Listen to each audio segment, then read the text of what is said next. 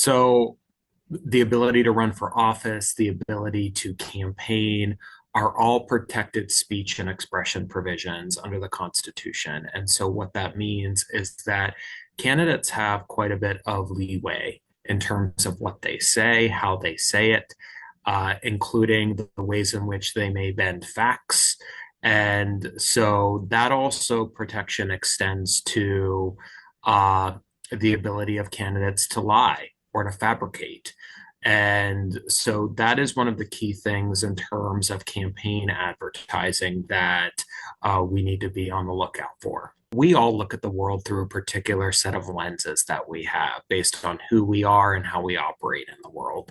And so in a campaign season, one of those biggest lenses for all of us is our partisan lens. And so being able to relax that partisan lens and understand that the candidate, the campaign, the issue organization on the other side of the screen from us is trying to, in a lot of ways, influence us, either persuade us to change our opinions on something or to mobilize us to do something, to vote, to donate money.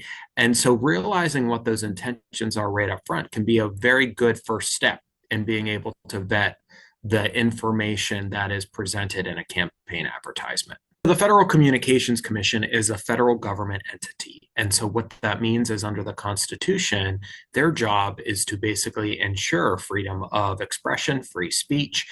And so the ability of broadcast stations, the ability of news networks to be able to run campaign advertising, assuming the candidate has paid for it, has paid for that airtime, then a lot of news stations really don't have a lot of pull in being able to decide whether or not to run an ad. Now, there are exceptions to this. There are instances where, for instance, if a broadcast station might decide that the content of an ad is so egregious in some particular ways that it may actually present public danger, those are, for instance, those are instances where news networks or broadcast networks could potentially step in to be able to censor candidates. However, the key component here is that the law and the legal framework and the constitutional framework is on the side of candidate expression.